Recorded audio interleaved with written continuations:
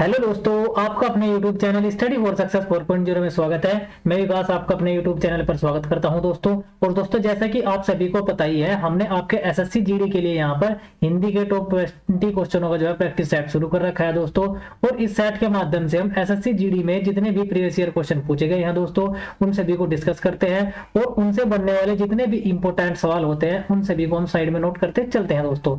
उम्मीद करता हूं आप सभी भी नोट करते होंगे और उसका बाद में रिवीजन भी करते होंगे दोस्तों। और दोस्तों, आप अपनी तैयारी को जो है बहुत ही बेहतरीन तरीके से वो कर रहे होंगे दोस्तों। और दोस्तों, इस प्रैक्टिस सेट को आगे बढ़ाते हुए आज हम पहुंच चुके हैं अपने 8वें प्रैक्टिस सेट पर दोस्तों। दोस्तों, वीडियो में अंत तक बने रहना है और चैनल पर नए हैं और चैनल को सब्सक्राइब जरूर कर लेना है दोस्तों। दोस्तों, आइए पहले हम जो है क्वेश्चन की ओर चलते हैं दोस्तों। देखिए, हाथ मलना मुहावरे का सही अर्थ होगा। दोस्तों, आपको बताना है हाथ मलना मुहावरे का सही अर्थ क्या होता है। क्या पछताना होता है, क्या संकल्प करना होता है, क्या वीरता दिखाना होता है, क्या व्यायाम करना होता है दोस्तों। दोस्तों, आएंगे हाथ मलना। हाथ मलना मुहावरे का जो अर्थ होता है दोस्तों होता है पछताना, यानी कि पछताना। हमारा ऑप्शन नंबर ए बिल्कुल एकदम राइट आंसर हो जाएगा दोस्तों। दोस्तों, आएंगे कुछ और इंपॉर्टेंट मुहावरे नोट करेंगे जो कि बहुत ही ज्यादा प्रचलित हैं दोस्तों। जैसे आप मुझे बताएंगे जान पर खेलना मुहावरे का सर क्या हो जाएगा दोस्तों। आप बताएंगे जान पर खेलना, जान पर खेलना मुहावरे का क्या अर्थ हो जाएगा दोस्तों। और दोस्तों, मैं जितने भी लिखूंगा यहाँ पर आपको बिल्कुल घोट के पी जाना है दोस्तों। जैसे कलेजा पसीज जाना, क्या कलेजा पसीज जाना आप मुझे बताएंगे किसे कहते हैं। कलेजा पसीज जाना, कलेजा पसीज जाना मुहावरे का जो अर्थ है वो क्या हो जाएगा दोस्तों। और आप बताएंगे यथा नाम तथा गुण। यथा नाम बहुत ज्यादा इंपॉर्टेंट है। यथा नाम तथा गुण को हम क्या कहेंगे दोस्तों। और दोस्तों, यहाँ पर कुछ और इंपॉर्टेंट ले लेंगे। जैसे कान भरना मुहावरे का अर्थ क्या हो जाएगा। कान भरना, कान भरना मुहावरे का अर्थ क्या होता है दोस्तों, बहुत ज्यादा इंपॉर्टेंट है। और गांठ में बांधना को हम क्या कहेंगे। क्या दोस्तों, गांठ में बांधना मुहावरे का सही अर्थ क्या हो जाएगा। आप इन सभी को नोट कर लीजिएगा दोस्तों। दोस्तों, आएंगे जान पर खेलना मुहावरे का अर्थ क्या होता है। जोखिम उठाना क्या होता है दोस्तों। जोखिम उठाना आप नोट करेंगे क्या होएगा, जोखिम उठाना। जान पर खेलने का जो अर्थ होता है वो होता है जोखिम उठाना दोस्तों। और बात करें कलेजा पसीज जाना की, कलेजा पसीज जाना होता है द्रवित हो उठना। क्या द्रवित हो जाना, क्या दोस्तों द्रवित हो जाना हमारा बिल्कुल एकदम सही हो जाएगा दोस्तों। द्रवित हो जाना आप नोट कर लेंगे। और दोस्तों, अगर बात करें यथा नाम तथा गुण की, जैसा नाम वैसा ही गुण। क्या जैसा नाम, जैसा नाम वैसा ही गुण, जैसा नाम वैसा ही गुण एकदम बिल्कुल सही आंसर हो जाएगा दोस्तों। और अगर बात करें कान भरना की, कान भरने का मतलब होता है चुगली करना। क्या हो जाएगा, चुगली करना। क्या हो जाएगा, चुगली करना बहुत ज्यादा प्रचलित है आजकल। और बात करें गांठ में बांधना, गांठ में बांधना जो मुहावरा होता है दोस्तों वो होता है खूब याद करना। क्या हो जाएगा इसका अर्थ, खूब याद करना। क्या हो जाएगा, खूब याद करना दोस्तों। क्या हो जाएगा, खूब याद करना हमारा बिल्कुल एकदम राइट आंसर हो जाएगा दोस्तों। दोस्तों, आएंगे एक बार इनको पढ़ेंगे। जैसे जान पर खेलना जोखिम उठाना होता है। कलेजा पसीज जाना मुहावरे का जो अर्थ होता है द्रवित हो जाना होता है। और यथा नाम तथा गुण का जो होगा वो होगा जैसा नाम वैसा गुण दोस्तों, बिल्कुल एकदम सही हो जाएगा। अगर बात करें कान भरना की, कान भरना होता है चुगली करना किसी की। और गांठ में बांधना होता है खूब याद करना दोस्तों। उम्मीद करता हूं आप सभी को क्लियर हो गया होगा और आपने नोट भी कर लिया होगा दोस्तों। चलिए दोस्तों, बढ़ते हैं अगले सवाल की ओर। क्वेश्चन नंबर 2 किस प्रकार से पूछा गया है।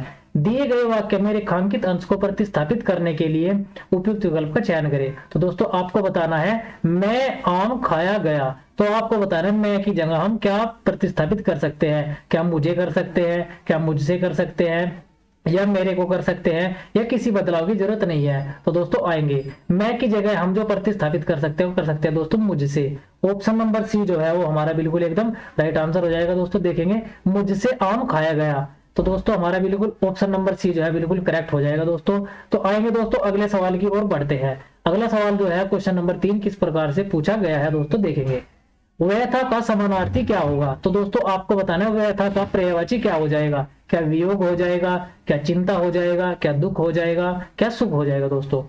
दोस्तों, जो व्यथा होती है व्यथा बोलते हैं हम किसको, दुख को। यानी कि ऑप्शन नंबर सी हमारा जो है वो बिल्कुल एकदम राइट आंसर हो जाएगा दोस्तों। दोस्तों, आइए यहाँ पर कुछ और इंपॉर्टेंट पर्यायवाची नोट करेंगे। जैसे आप नोट करेंगे झंडा का पर्यायवाची क्या होता है। झंडा, झंडा ऊंचा रहे हमारा, झंडा का पर्यायवाची क्या हो जाएगा।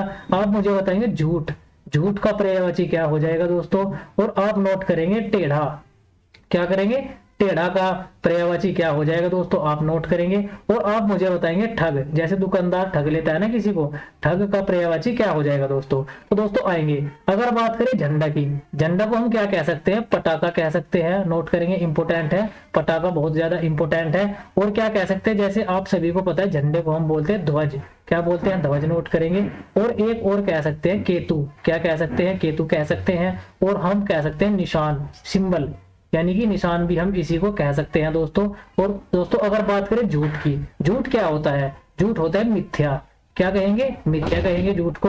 और दोस्तों झूठ को हम क्या कह सकते हैं, मृषा कह सकते हैं, क्या कह सकते हैं, मृषा कह सकते हैं। और क्या कह सकते हैं, अलीत कह सकते हैं दोस्तों, आप नोट करेंगे, इंपोर्टेंट है, अलीत, अलीत हम झूठ को ही कह सकते हैं। और एक होता है बातिल, क्या होता है, बातिल, बहुत इंपोर्टेंट है, आप इसको भी नोट कर लीजिएगा दोस्तों। तो दोस्तों आएंगे टेढ़ा पर, टेढ़ा के पर्यायवाची क्या क्या हो जाएंगे, देखिए टेढ़े को हम बोल सकते हैं पक, क्या बोल सकते हैं, पक बोल सकते हैं दोस्तों।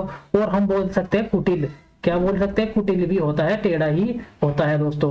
और दोस्तों कुटिल को और कह सकते हैं हम तिरछा, क्या कह सकते हैं, तिरछा, हम इसी को कह सकते हैं दोस्तों। तो दोस्तों आएंगे अगले पर, अगला क्या है, ठग, ठग को हम क्या कह सकते हैं, बहुत ज्यादा इंपोर्टेंट है, प्रतारक, क्या कह सकते हैं, प्रतारक कह सकते हैं दोस्तों।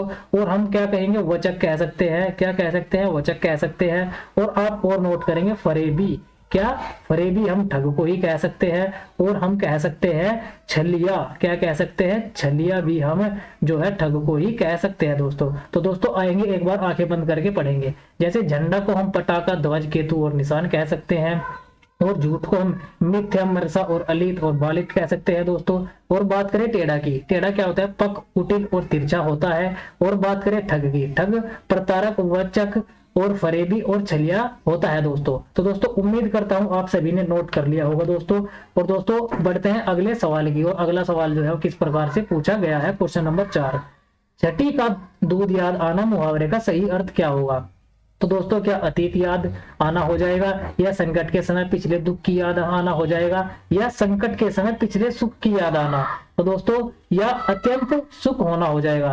तो दोस्तों यहाँ पर छठी का दूध याद आना मुहावरे का जो अर्थ होता है वो होता है ऑप्शन नंबर सी, यानी कि संकट के समय पिछले सुख की याद आना हमारा बिल्कुल एकदम राइट आंसर हो जाएगा दोस्तों। चलिए दोस्तों बढ़ते हैं अगले सवाल की ओर। अगला सवाल जो है किस प्रकार से पूछा गया है दोस्तों, देखिए क्वेश्चन नंबर 5, निम्न में शुद्ध वर्तनी वाला शब्द होगा। तो दोस्तों आपको बताना है निम्न में से कौन सा शुद्ध है, क्या परिणाम इस प्रकार से लिखा जाता है, या परिणाम होता है, या परिणाम होता है, या इनमें से कोई नहीं। तो दोस्तों आप सभी को पता है परिणाम लिखा जाता है इस प्रकार से, किस प्रकार से, इस प्रकार से जो है परिणाम लिखा जाता है, यानी कि ऑप्शन नंबर ए जो है हमारा बिल्कुल एकदम राइट आंसर हो जाएगा दोस्तों। तो दोस्तों यहाँ पर मैं कुछ वर्तनियां लिखता हूं, आप उनको नोट करेंगे, अगर आपको नहीं पता है तो आप उनको याद कर लीजिएगा दोस्तों। जैसे मैंने यहाँ पर एक वर्तनी लिखी अनभिज्ञ, क्या लिख दी, अनिभिज्ञ, मैंने यहाँ पर एक वर्तनी लिख दी, आप मुझे बताएंगे ये मैंने शुद्ध लिखी है या अशुद्ध लिखी है। और एक बहुत ज्यादा प्रचलित है युधिष्ठिर, क्या दोस्तों मैं यहाँ पर लिख देता हूँ युधिष्ठिर, युधिष्ठिर मैं यहाँ पर लिख देता हूँ, आप मुझे बताएंगे ये मैंने शुद्ध लिखा है या अशुद्ध लिखा है। और आप मुझे बताएंगे दंपति, जैसे मैंने लिख दिया यहाँ पर दंपति, दंपति आप बताएंगे शुद्ध है या अशुद्ध है। और आप यहाँ पर एक है संवत, क्या है, संवत बहुत पूछा जाता है, ध्यान से देखेंगे ये शुद्ध है या अशुद्ध है। और मैंने यहाँ पर एक और लिख दिया आरोग्य, क्या एक शब्द और लिख दिया मैंने आरोग्य, आप मुझे बताएंगे शुद्ध है या अशुद्ध है। आप बताएंगे कि भैया ये सभी अशुद्ध है दोस्तों। तो दोस्तों यहाँ पर देखेंगे अनभिज्ञ, अनभिज्ञ को हम किस प्रकार से लिख सकते हैं, अनभिज्ञ कोई शब्द नहीं होता, शब्द होता है अनभिज्ञ, क्या होता है, अनभिज्ञ होता है, जो कि हमारा एकदम राइट आंसर हो जाएगा दोस्तों। अगर बात करें युधिष्ठिर की, युधिष्ठिर इस प्रकार से नहीं लिखा जाता दोस्तों, युधिष्ठिर लिखा जाता है इस प्रकार से, देखेंगे ध्यान से देखेंगे, युधिष्ठिर लिखा जाता है इस प्रकार से, आप नोट कीजिएगा दोस्तों।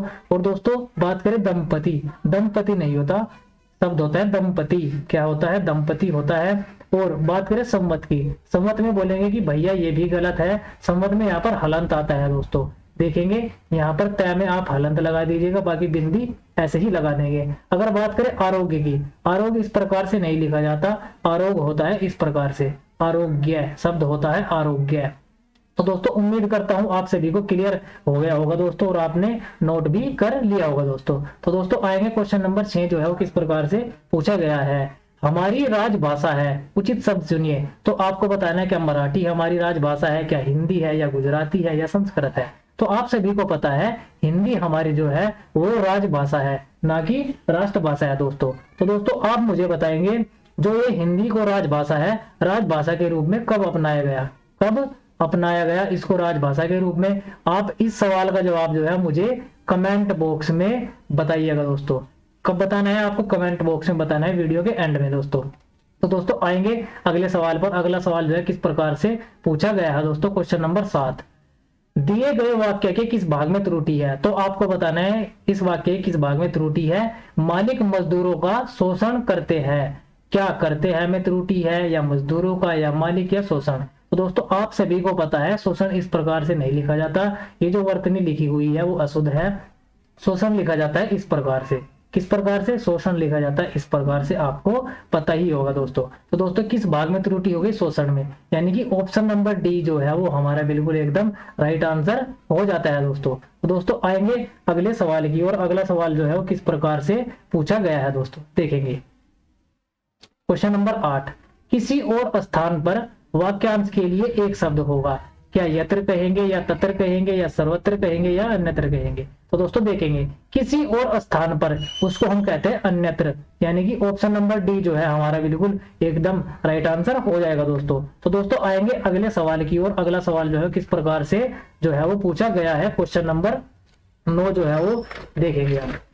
दिए गए शब्द का विलोम होगा। तो दोस्तों आपको बताना है उन्नति का विलोम क्या होता है, क्या सम्मति होता है, क्या अवनति होता है, क्या अपनति होता है, क्या दुर्गति होता है। तो दोस्तों तो देखेंगे, तो दोस्तों उन्नति होता है, उन्नति का विलोम होता है हमारा अवनति, यानी कि ऑप्शन नंबर बी जो है हमारा बिल्कुल एकदम राइट आंसर हो जाएगा दोस्तों। तो दोस्तों यहाँ पर कुछ और इंपोर्टेंट जो है विलोम शब्द नोट करेंगे।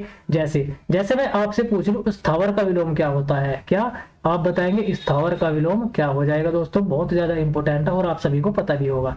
जैसे मैंने यहाँ पर एक शब्द लिख दिया ग्रस्त, किसी रोग से ग्रस्त लोगों को, इसका जो आप बताना है विलोम क्या हो जाएगा। और आपको बताना है मूक का विलोम क्या हो जाएगा, क्या बताना है मूक का विलोम। और आपको बताना है निषिद्ध, क्या बताना है निषिद्ध, बहुत इंपॉर्टेंट है, ये भी एग्जाम में पूछा गया है दोस्तों और पूछा जाएगा। निषिद्ध का बताएंगे। और आप बताएंगे शुष्क का, क्या बताएंगे शुष्क का बताएंगे दोस्तों। और आप मुझे बताएंगे स्थूल का, क्या बताएंगे स्थूल का विलोम बताएंगे। और दोस्तों आप एक और नोट करेंगे पृथक, किसी चीज को अलग कर देना का, पृथक का बताएंगे दोस्तों। और दोस्तों यहाँ पर एक और नोट करेंगे जैसे अल्पज्ञ, क्या अल्पज्ञ का विलोम क्या हो जाएगा, ये भी आप मुझे बताएंगे दोस्तों। तो दोस्तों आएंगे अगर बात करें अल्पज्ञ की, अल्पज्ञ क्या होता है, जिसे बहुत कम ज्ञान होता है। और अगर बात करें बहुज्ञ की, जिसे बहुत ज्यादा ज्ञान होता है, इसका जो एकदम राइट आंसर हो जाएगा दोस्तों। अगर बात करें स्थावर की, स्थावर को हम क्या कह सकते हैं, जंगम कह सकते हैं, क्या कह सकते हैं, जंगम कह सकते हैं। और बात करें ग्रस्त, ग्रस्त कहते हैं किसी रोग से पीड़ित। और अगर बात करें मुक्त की, मुक्त हो जाएगा इसका विलोम। ठीक है दोस्तों, आएंगे मूक, मूक को हम कहते हैं वाचाल, क्या कहेंगे, मूक को हम बोलेंगे वाचाल बोलेंगे। और दोस्तों निषिद्ध, निषिद्ध का विलोम क्या होता है, विहित होता है दोस्तों, याद करेंगे विहित होता है दोस्तों। क्या हो जाएगा, निषिद्ध का विलोम विहित हो जाएगा। और अगर बात करें शुष्क की, जो शुष्क है, शुष्क का विलोम होता है आर्द्र, क्या हो जाएगा, आर्द्र हो जाएगा दोस्तों। कुछ लोग कहेंगे कि शुष्क का होगा उष्ण, उष्ण यहाँ पर गलत हो जाएगा, आर्द्र ही इसका विलोम एकदम राइट आंसर है दोस्तों। अगर बात करें स्थूल की, स्थूल का होता है शाश्वत, क्या होता है, शाश्वत होता है, नोट करेंगे दोस्तों। और बात करें पृथक की, पृथक होता है अलग करना। और एकत्र, इसका विलोम हो जाएगा दोस्तों। तो दोस्तों आएंगे एक बार आंखें बंद करके पढ़ेंगे। जैसे स्थावर का विलोम होता है जंगम, ग्रस्त का विलोम होता है मुक्त, और मूक का होता है वाचाल, और निषिद्ध का होता है विहित, और शुष्क का होता है आर्द्र, और स्थूल का होता है शाश्वत, पृथक का होता है एकत्र, और अल्पज्ञ का होता है बहुज्ञ। उम्मीद करता हूं आप सभी को क्लियर हो गया होगा दोस्तों और आपने नोट भी कर लिया होगा दोस्तों। तो दोस्तों आएंगे अगले सवाल पर। क्वेश्चन नंबर 10 किस प्रकार से जो है वो पूछा गया है दोस्तों। तो दोस्तों देखेंगे, रिक्त स्थान की पूर्ति के लिए सबसे उपयुक्त विकल्प चुनिए। तो दोस्तों आपको बताना है मेरे ऊपर परिवार के पालन पोषण का है, क्या निर्वहन है। तो दोस्तों ये जो ऑप्शन नंबर बी है यहाँ पर है दायित्व, ये गलत टाइप हो गया है, यहाँ पर आप लिख लीजिएगा दायित्व। क्या दायित्व है, क्या आभार है, क्या आधार है। तो आएंगे दोस्तों, मेरे ऊपर परिवार के पालन पोषण का दायित्व है, यानी कि ऑप्शन नंबर बी जो है हमारा बिल्कुल एकदम राइट आंसर हो जाएगा दोस्तों। निर्वहन भी नहीं होगा और आभार भी नहीं होगा और आधार भी नहीं होगा दोस्तों। तो दोस्तों आएंगे अगले सवाल की ओर। अगला सवाल जो है वो किस प्रकार से पूछा गया है, क्वेश्चन नंबर 11। मनुष्य जीवन से सफल होता है, रिक्त स्थान भरना है। तो आपको बताना है मनुष्य जीवन क्या क्रोध से सफल होता है, क्या परिश्रम से सफल होता है, क्या आलसी जीवन से होता है, या लोभ लालच से होता है दोस्तों। तो दोस्तों मनुष्य जीवन जो है वो परिश्रम से सफल होता है। ऑप्शन नंबर बी जो है हमारा बिल्कुल एकदम राइट आंसर हो जाता है दोस्तों। तो दोस्तों आएंगे अगले सवाल की ओर। अगला सवाल जो है किस प्रकार से पूछा गया है दोस्तों, देखेंगे क्वेश्चन नंबर 12। दिए गए शब्द का समानार्थी शब्द होगा। तो दोस्तों आपको बताना है मोल का पर्यायवाची क्या मूल होता है, क्या मलिन होता है, क्या दाम होता है, क्या मुक्ति होता है दोस्तों। तो दोस्तों मोल, मोल कह सकते हैं हम किसको, दाम को। यानी कि ऑप्शन नंबर सी जो है हमारा बिल्कुल एकदम राइट आंसर हो जाएगा दोस्तों। तो दोस्तों अब यहाँ पर कुछ और इंपोर्टेंट जो है पर्यायवाची नोट करेंगे। जैसे आप मुझे बताएंगे डाकू के पर्यायवाची क्या क्या हो सकते हैं, जो कि एग्जाम ओरिएंटेड है, एग्जाम में पूछे जा सकते हैं दोस्तों। और आप मुझे बताएंगे तंबू, तंबू के पर्यायवाची क्या होते हैं दोस्तों। और आप यहाँ पर नोट करेंगे तनु, क्या तनु का नोट करेंगे दोस्तों, तनु के पर्यायवाची क्या क्या होते हैं। आप मुझे बताएंगे तरंग, क्या तरंग का पर्यायवाची क्या होता है दोस्तों। और आप नोट करेंगे तीखा, जैसे तीखा स्वाद होता है ना वही वाला है तीखा। आप बताएंगे तीखा का पर्यायवाची क्या होता है। आप बताएंगे दोस्तों मुझे तोता, तोता का पर्यायवाची क्या हो जाएगा। बहुत ज्यादा मोस्ट इंपोर्टेंट है दोस्तों, आपको याद रखना है। देखेंगे अगर दोस्तों तोता है, तोते को हम क्या कह सकते हैं, सुक्का कह सकते हैं, क्या सुक्का कह सकते हैं, आप सभी को पता ही होगा। और क्या कह सकते हैं, सुग्गा कह सकते हैं, बहुत ज्यादा इंपॉर्टेंट है, नोट करेंगे। सुग्गा किसका है, तोते का है। और एक और कीर, क्या कह सकते हैं, कीर भी बहुत ज्यादा पूछा जाता है। और मोस्ट इंपोर्टेंट है दाड़िम प्रिय, क्या दाड़िम प्रिय भी हम किसको कहते हैं, तोते को कहते हैं। और याद रखना दाड़िम हम किसको कहते हैं, दाड़िम बोलते हैं हम अनार को दोस्तों। दोस्तों बात करें तीखा की, तीखे को हम क्या कह सकते हैं, तीखे को हम कहते हैं पैना, क्या पहना कह सकते हैं कि भाई बहुत पहना है ये तो। और तीक्ष्ण कह सकते हैं, क्या कह सकते हैं, तीक्ष्ण नोट करेंगे दोस्तों। और क्या कह सकते हैं, जैसे प्रखर, क्या प्रखर भी हम जो है तीखे को ही कह सकते हैं दोस्तों। अगर बात करें तरंग की, तरंग क्या होता है, तरंग को हम बोलते हैं उर्मी, बहुत ज्यादा इंपॉर्टेंट है, बार बार पूछा जाता है। उर्मी किसका पर्यायवाची है, तरंग का पर्यायवाची है। और क्या है दोस्तों, हिलोर, क्या है, हिलोर हम इसी को कह सकते हैं। और दोस्तों क्या कह सकते हैं, वीची, वीची भी आप इंपोर्टेंट है, इसको भी आप नोट कर लीजिएगा दोस्तों। और बात करें तनु की, तनु क्या होता है दोस्तों, तनु होता है क्रश, क्या होता है, क्रश होता है दोस्तों। और क्या कह सकते हैं हम, काया कह सकते हैं, क्या काया कह सकते हैं। और काया को हम शरीर भी कह सकते हैं, क्या शरीर कह सकते हैं दोस्तों, आप सभी को पता है। और एक और बहुत ज्यादा इंपॉर्टेंट है कलेवर, कलेवर किसका पर्यायवाची होता है, वो होता है तनु का या शरीर या काया का दोस्तों। अगर बात करें तंबू की, तंबू का इंपॉर्टेंट क्या होता है, तंबू का हो जाएगा वितान, क्या कह सकते हैं, वितान कह सकते हैं तंबू को। और डेरा कह सकते हैं, क्या कह सकते हैं, डेरा कह सकते हैं। और हम क्या कहेंगे, खेमा, खेमा भी इसी का जो है पर्यायवाची है दोस्तों। और दोस्तों बात करें डाकू की, डाकू का जो पर्यायवाची होता है वो होता है लुंठक, इंपोर्टेंट है दोस्तों, क्या लुंठक नोट करेंगे दोस्तों। और दोस्तों और क्या हो सकता है, और राहजन हो सकता है, क्या राहजन हो सकता है, राजन नहीं है ये है राहजन। और एक और क्या हो सकता है, दस्यु, दस्यु भी हम डाकू को ही कह सकते हैं दोस्तों। तो दोस्तों उम्मीद करता हूं आप सभी ने नोट कर लिया होगा। और आएंगे एक बार आंखें बंद करके पढ़ेंगे। जैसे डाकू, डाकू को लुंठक, राजन और दस्यु कहते हैं। तंबू को वितान, डेरा और खेमा कहते हैं। तनु को क्रश, काया, शरीर और कलेवर कहते हैं। तरंग को उर्मी, हिलोर और वीची कहते हैं। तीखा को पैना, तीक्ष्ण और परकर कहते हैं। तोते को हम क्या कहेंगे, सुगा, सुग्गा, कीर और दाड़िम प्रिय, बहुत इंपॉर्टेंट है। उम्मीद करता हूं आप सभी को याद हो गया होगा और आपने नोट भी कर लिया होगा दोस्तों। चलिए दोस्तों बढ़ते हैं अगले सवाल की ओर। क्वेश्चन नंबर 13 जो है किस प्रकार से पूछा गया है दोस्तों, देखेंगे। अतिथि की सेवा करने वाला वाक्यांश के लिए एक शब्द होगा। तो दोस्तों अतिथि की सेवा करने वाला कौन, आतिथ्य होता है या सेवक होता है या अतिथेय होता है या आशुतोष होता है दोस्तों। तो दोस्तों आएंगे, अतिथि की सेवा करने वाला होता है आतिथ्य। ऑप्शन नंबर सी जो है हमारा बिल्कुल एकदम राइट आंसर हो जाएगा दोस्तों।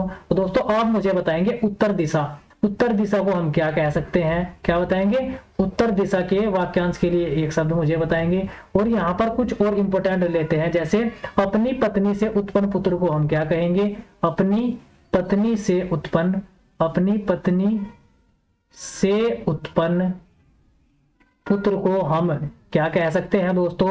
और आप मुझे बताएंगे वह कथा, क्या बताएंगे, वह कथा जो जनसाधारण से चली आ रही हो, वह कथा जो जनसाधारण से चली आ रही हो, जनसाधारण से चली आ रही हो, आप नोट करेंगे, जनसाधारण से चली आ रही हो उसको हम क्या कहेंगे। और आप मुझे बताएंगे सूर्योदय की लालिमा को हम क्या कहेंगे। क्या सूर्योदय की लालिमा, क्या सूर्योदय की लालिमा को हम क्या कहेंगे। जब सूर्य उदय होता है ना दोस्तों तो लाल लाल से दिखाई देता है, उस लालिमा को हम क्या कहेंगे, आप मुझे बताएंगे। तो दोस्तों आएंगे, जैसे अगर बात करें हम उत्तर दिशा की, उत्तर दिशा को हम क्या कहते हैं, उदीची कहते हैं। क्या कहते हैं, उदीची, बहुत इंपॉर्टेंट है, नोट कर लीजिएगा। और अपनी पत्नी से उत्पन्न पुत्र को हम क्या कह सकते हैं, ओरस कह सकते हैं। क्या, ओरस, हम इसी को कह सकते हैं। और अगर बात करें वह कथा जो जनसाधारण से चली आ रही हो उसको हम कहते हैं किंवदंती। इंपोर्टेंट है दोस्तों, नोट करेंगे, किंवदंती हम इसी को कह सकते हैं दोस्तों। और दोस्तों अगर बात करें सूर्योदय की लालिमा, इसको हम कहते हैं उषा। क्या कहते हैं, उषा कहते हैं, नोट कर लेंगे दोस्तों। तो दोस्तों आएंगे, एक बार इसको पढ़ेंगे। जैसे उत्तर दिशा को हम उदीची कहते हैं, अपनी पत्नी से उत्पन्न पुत्र को ओरस कहते हैं, वह कथा जो जनसाधारण से चली आ रही है उसको किंवदंती कहते हैं, और सूर्योदय की लालिमा को हम उषा कहते हैं। उम्मीद करता हूं आप सभी को क्लियर हो गया होगा दोस्तों, और आपने नोट भी कर लिया होगा दोस्तों। तो दोस्तों आएंगे अगले सवाल की ओर। अगला सवाल जो है किस प्रकार से पूछा गया है, क्वेश्चन नंबर 14, दिए गए वाक्य में रेखांकित अंश को प्रतिस्थापित करने के लिए उपयुक्त विकल्प का चयन करें। क्या, परिवार नियोजन को कार्यक्रमों द्वारा जनसंख्या वृद्धि को रोका जाना चाहिए दोस्तों। तो दोस्तों आपको बताना है इस रेखांकित अंश की जगह हम क्या प्रतिस्थापित कर सकते हैं। क्या, परिवार नियोजन के कार्यक्रमों द्वारा, या परिवार नियोजन के कार्यक्रमों द्वारा, या परिवार बदलाव की जरूरत नहीं है, या परिवार नियोजन से कार्यक्रमों द्वारा। तो दोस्तों यहाँ पर जो हमारा ऑप्शन राइट हो जाएगा दोस्तों वो हो जाएगा option number A. Option number A जो है हमारा राइट हो जाएगा। देखेंगे, परिवार नियोजन के कार्यक्रमों द्वारा जनसंख्या वृद्धि को रोका जा सकता है। ये वृद्धि गलत टाइप हो गया है दोस्तों, वृद्धि लिखा जाता है इस प्रकार से, आप सभी को पता होगा दोस्तों। तो दोस्तों उम्मीद करता हूं आप सभी को क्लियर हो गया होगा और आपने नोट भी कर लिया होगा दोस्तों। दोस्तों आएंगे अगले सवाल की और अगला सवाल जो है क्वेश्चन नंबर 15 किस प्रकार से पूछा गया है, देखेंगे। सही वर्तनी वाला शब्द चुनिए। दोस्तों आपको बताना है इन चार ऑप्शन है उनसे सही वर्तनी किसकी है। क्या धराशायी होता है, या धराशायी होता है, या धराशायी होता है, या धराशीय होता है। तो दोस्तों जो हमारी शुद्ध वर्तनी है वो है option number C. Option number C जो है हमारा बिल्कुल एकदम राइट आंसर हो जाएगा दोस्तों। दोस्तों आप मुझे बताएंगे, मैंने यहाँ पर एक वर्तनी लिखी त्रिदोष। क्या लिखी, यहाँ पर लिखी मैंने एक वर्तनी त्रिदोष। आप मुझे बताएंगे ये मैंने शुद्ध लिखी है या अशुद्ध लिखी है। और आप नोट करेंगे, जैसे मैंने यहाँ पर लिख दिया रचयिता। क्या लिख दिया, रचयिता लिख दिया दोस्तों, यहाँ पर आप नोट करेंगे। और मैंने लिख दिया अध्ययन। क्या लिख दिया, अध्ययन लिख दिया। आप मुझे बताएंगे मैंने सही लिखा है या गलत है। यहाँ पर आप मुझे बताएंगे एक और वर्तनी लेते हैं पराक्रांत। क्या ले लेते हैं, पराक्रांत। आप मुझे बताएंगे मैंने शुद्ध लिखा है या अशुद्ध लिखा है दोस्तों। तो दोस्तों यहाँ पर जो पराक्रांत होता है ये गलत लिखा हुआ है। पराक्रांत इस प्रकार से नहीं लिखा जाता, पराक्रांत लिखा जाता है दोस्तों। इस प्रकार से आपको याद रखना है दोस्तों, पराक्रांतर होता है दोस्तों। अगर बात करें अध्ययन की, अध्ययन भी जो है इस प्रकार से नहीं लिखा जाता। अध्ययन कोई शब्द नहीं होता, शब्द होता है अध्ययन। क्या होता है, अध्ययन होता है। और रचयिता, रचयिता भी इस प्रकार से नहीं लिखा जाता, शब्द होता है रचयिता। क्या होता है, रचयिता होता है। ये इसकी शुद्ध वर्तनी हो जाएगी। अगर बात करें त्रिदोष की, त्रिदोष भी जो है गलत लिखा हुआ है। त्रिदोष इस प्रकार से नहीं लिखा जाता, त्रिदोष लिखा जाता है इस प्रकार से, आपको याद रखना है दोस्तों। उम्मीद करता हूं आप सभी को क्लियर हो गया होगा दोस्तों और आपने नोट भी कर लिया होगा दोस्तों। तो आएंगे क्वेश्चन नंबर 16 की ओर। क्वेश्चन नंबर 16 इस प्रकार से जो है पूछा गया है दोस्तों। यहाँ पर आ गया गद्यांश, देखेंगे। आचरण की सभ्यता का देश ही है, क्या मतवाला है, क्या निराला है, क्या भयंकर है, या रंगीला है। तो दोस्तों आएंगे, आचरण की सभ्यता का देश ही क्या है, निराला है। ऑप्शन नंबर बी जो है हमारा बिल्कुल एकदम राइट आंसर हो जाएगा दोस्तों। तो दोस्तों आएंगे क्वेश्चन नंबर 17 पर। क्वेश्चन नंबर 17 जो है किस प्रकार से पूछा गया है।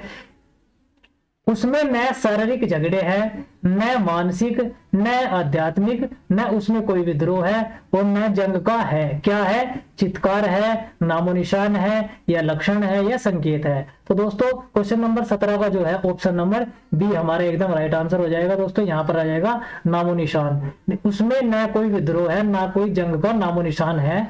ऑप्शन नंबर बी जो है बिल्कुल एकदम करेक्ट आंसर हो जाता है दोस्तों। तो दोस्तों आएंगे क्वेश्चन नंबर 18 की और क्वेश्चन नंबर 18 जो है वो किस प्रकार से पूछा गया है दोस्तों, तो देखेंगे दोस्तों। और न कोई ऊंचा न है, क्या है दोस्तों? न नीचा है, न मूर्ख है, न विद्वान है, न संकेत है। तो दोस्तों यहाँ पर जो राइट आंसर हो जाएगा दोस्तों हो जाएगा ऑप्शन नंबर ए, यानी कि नीचा हमारा बिल्कुल एकदम राइट आंसर हो जाएगा दोस्तों। देखेंगे किस प्रकार से। और न कोई वहां ऊंचा है और न कोई क्या है? नीचा है। क्या है? नीचा है। ऑप्शन नंबर ए जो है बिल्कुल एकदम करेक्ट आंसर हो जाएगा दोस्तों। दोस्तों आएंगे क्वेश्चन नंबर 19 की ओर। क्वेश्चन नंबर 19 जो है किस प्रकार से पूछा गया है दोस्तों। यहाँ पर आ गया था नीचा, क्या आ गया था? नीचा आ गया था दोस्तों। तो पढ़ेंगे आगे। न कोई वह, ये दोस्तों वह नहीं है, यहाँ पर है वहां। क्या है? वहां। न कोई वहां धनवान है और ना कोई वहां है। क्या है? वीर है, क्या निर्धन है, क्या बलवान है, क्या देवता है। तो दोस्तों यहाँ पर जो सही और सटीक बैठेगा वो बैठेगा ऑप्शन नंबर बी, यानी कि निर्धन। क्या हो जाएगा दोस्तों? यहाँ पर हो जाएगा निर्धन। क्या है? वहां पर न कोई वहां धनवान है, न कोई वहां निर्धन है। ऑप्शन नंबर बी जो है एकदम राइट आंसर हो जाएगा दोस्तों। तो दोस्तों आएंगे आज के सेट के अंतिम सवाल की ओर। अंतिम सवाल जो है किस प्रकार से पूछा गया है दोस्तों, देखेंगे यहाँ पर। वहां प्रकृति, दोस्तों यहाँ पर प्रकृति लिखा हुआ है, ये गलत टाइप हो गया है। प्रकृति इस प्रकार से लिखा जाता है, आप सभी को पता है। वहां प्रकृति का नाम नहीं, वहां तो प्रेम और एकता का राज्य रहता है। क्या रहता है? अखंड रहता है, या संपूर्ण राज्य है, या खंडित है, या एकता है। तो दोस्तों यहाँ पर जो उपयुक्त विकल्प बैठेगा दोस्तों वो बैठेगा ऑप्शन नंबर ए, यानी कि अखंड हमारा बिल्कुल एकदम राइट आंसर हो जाएगा दोस्तों। क्या हो जाएगा? अखंड हमारा बिल्कुल एकदम राइट आंसर हो जाएगा दोस्तों। दोस्तों उम्मीद करता हूं आप सभी को क्लियर हो गया होगा दोस्तों। और दोस्तों जितना मैंने आपको बताया आप सबने नोट भी किया होगा दोस्तों। और दोस्तों फिर भी अगर आपको इसकी पीडीएफ चाहिए, क्या पीडीएफ चाहिए, तो आपको लिंक डिस्क्रिप्शन में मिल जाएगी, वहां पर आपको जाकर टेलीग्राम चैनल को ज्वाइन कर लेना है दोस्तों। तो दोस्तों आपको कमेंट में बताना है आपका स्कोर कितना रहा दोस्तों। और दोस्तों आज का जो क्वेश्चन है आपको उसका आंसर जरूर देना है दोस्तों। तो दोस्तों मिलते हैं अब कल नए वीडियो में। तब तक के लिए अपना ध्यान रखिए और इसी प्रकार से अपनी तैयारी की जो है आगे बढ़ाते रहिए दोस्तों। जय हिंद।